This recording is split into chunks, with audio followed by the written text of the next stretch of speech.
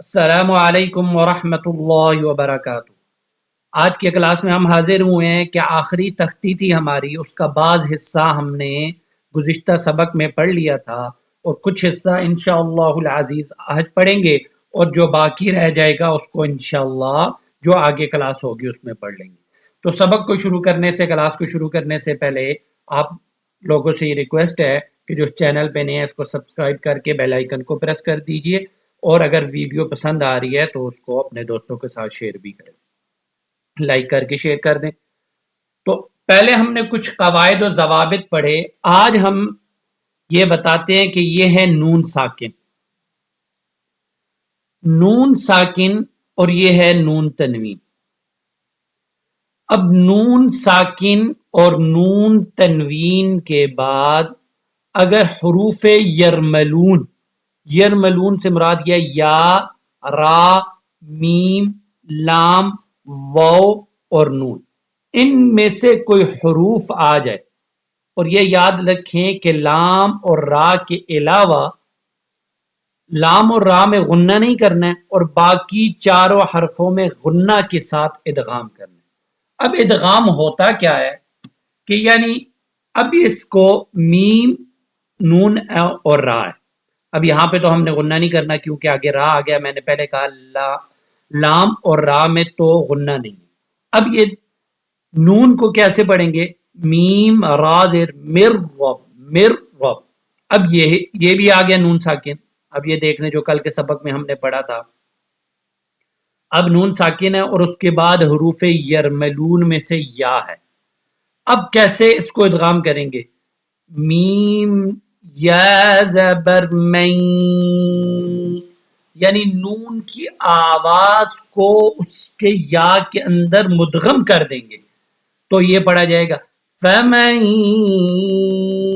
يَعْمَلْ، فَمَن يَعْمَلْ۔ تو یہ تو آپ کو کچھ قواعد تھے، اس میں سے آپ کو ادغام بتایا، اور اس کے علاوہ جو تجوید کے کچھ باقی قواعد ہیں وہ انشاءاللہ العزیز ہم ساتھ ساتھ سبق کے ساتھ چلتے رہیں گے آگے اسباق میں بھی۔ تو شروع کرتے ہیں اس رب کے بابرکت نام سے آج کے سبق سے۔ اعوذ باللہ من الشیطان الرجیم، بسم اللہ الرحمن الرحیم۔ را زبر را، سین واو پیش سو، رسو، لام میم دو پیش لم، رسولم۔ اب دیکھ لیں یہ میم آ گیا اور یہ ہے نون تنوین۔ تو نون تنوین کے بعد حروف یرملون میں سے میم آ گیا، تو یہاں بھی ادغام ہوگا غنہ کے ساتھ، یعنی غنہ بھی ہوگا، یعنی ناک کے بانسے سے آواز آئے گی، اور ادغام مدغم کر کے پڑھیں گے۔ رسول میم زیر می، رسول می، نون لام زبر نل، رسول من لام کھڑی زبر لا، رسول من اللہ، حاضر ہی، رسول من اللہ،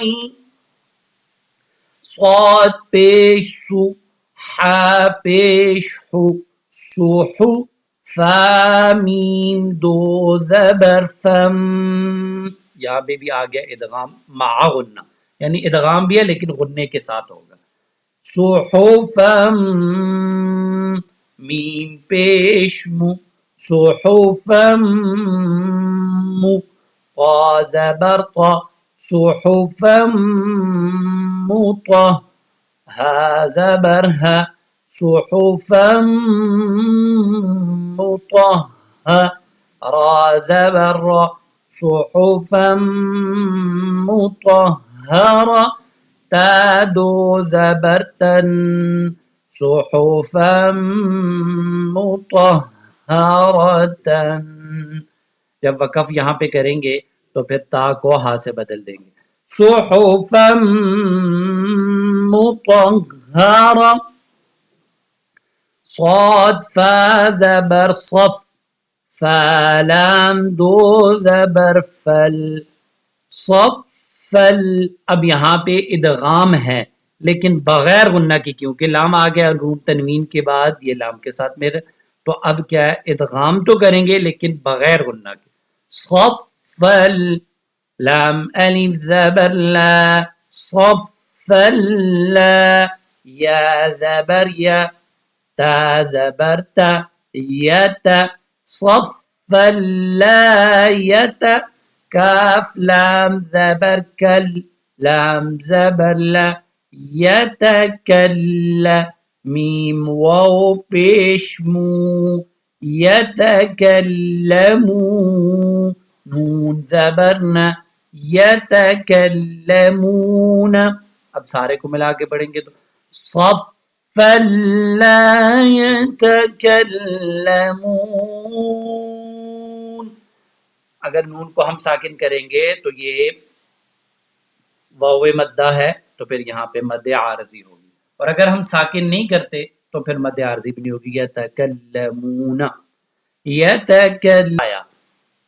اور یہاں پہ ادغام مع غنہ ہوگا، اور غنہ کیا ہے اس میں مخارج کی باس کے اندر ہم نے پڑھا ہے کہ اگر جس نے آپ ویڈیو نہیں دیکھی تو اس کا لنک انشاءاللہ میں ڈسکرپشن میں دے دوں گا. اور یہ با یا کے ساتھ مر رہا ہے تو با تنوین ہے اور اس کے بعد حروف یرملون میں سے یا آ گیا تو لام اور رانی ہے تو اس کے ادغام مع غنہ ہوگا. اور غنہ کیا ہوتا ہے اس کو ہم نے مخارج کی باس میں پڑھا بھی ہے، تو جس نے وہ مخارج کی باس کو آپ لوگوں نے اگر نہیں وہ کلاس سنی تو میں اس کا لنک انشاءاللہ دے دوں گا، آپ اس کو جا کے اس کو سرچ کر کے اس کو بھی دیکھ لیں، آپ کو پتہ چل جائے گا غنہ کیسے ہوتا ہے. یا واو زبر یو قلوب یو میم زبر ما قلوب یوم حمزہ زیر ای قلوب یوم ای ذال واو دو زیر زیو قلوب یوم ایذیو واو الف زبر وا. اب دیکھ لیں یہ بھی حروف یرملون میں سے واو آ گیا تو ادغام مع غنہ ہو. جیم زیر جی واجی فا زبر فا واجف تا دو پیش تن واجفتن. اب سارے کو ملا کے پڑھیں گے قلوب یومئذ واجفہ. اب یہاں پہ ہم نے سٹاپ کیا تو تا کو ہا سے بدل دیا، اگر سٹاپ نہیں کرے تو پھر واجفتن. حمزہ با زبر اب، اب یہاں پہ قلقلہ آ گیا.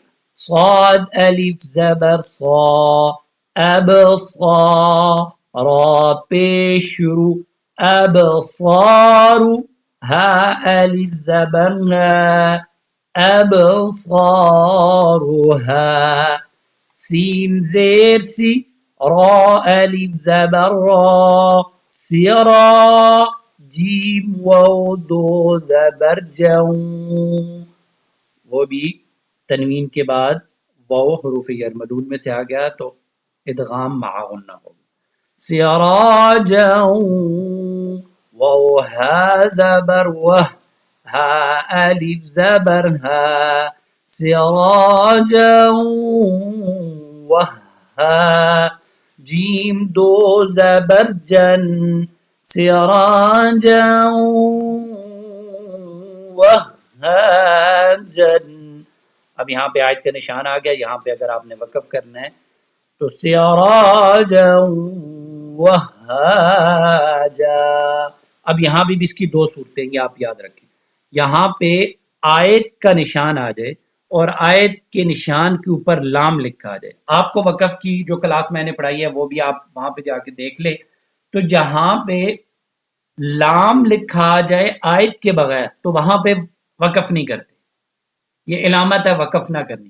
اور اگر آیت کے اوپر آ جائے تو اب اس میں آپ کو اختیار ہے، اگر چاہیں تو وقف کریں اور اگر چاہیں تو ملا کے پڑھیں. اب یہاں پہ اگر وقف کر رہے ہیں تو وہ ہا جا ہوگا، اور اگر آپ ملا کے پڑھیں تو پھر وہ ہاجن نہیں پڑھیں گے، پھر جیم کو واو کے ساتھ ملا دیں گے، جیم واو دو زبر جوں، پھر حروف یرملون میں سے آگے نون تنوین ہے تو اس کو غنہ مال ادغام پھر ہو جائے گا، جیم واو دو زبر جوں سراجا وهاجا واو زبر و حمزة نون زبر أن وأن زلام زبر زل وأنزل نون ألف زبرنا وأنزلنا.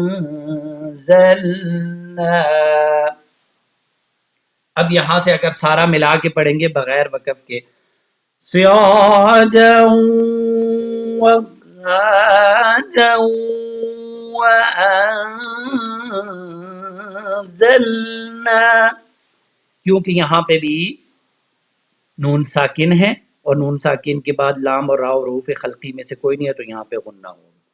تو آج کلاس پھر لمبی ہو رہی ہے تو اس کے لیے اس کلاس کو یہیں پہ اختتام پذیر کرتے ہیں، اور باقی قواعد اور جو اسباق باقی ہیں وہ انشاءاللہ العزیز اگلی کلاس میں پڑھیں گے. تو آپ سے جاتے جاتے پھر یہی ریکویسٹ ہے کہ آپ اگر ہمارے چینل پہ نہیں ہیں اس کو سبسکرائب کر کے بیل آئیکن کو پریس کر دیں، اور اگر ہماری یہ کاوش پسند آ رہی ہے تو ویڈیو کو لائک بھی کریں اور اپنے دوستوں کے ساتھ شیئر کریں. تو اللہ رب العزت سے یہ دعا ہے کہ اللہ رب العزت ہماری اس کاوش کو قبول اور منظور فرمائے. والسلام علیکم ورحمۃ اللہ وبرکاتہ.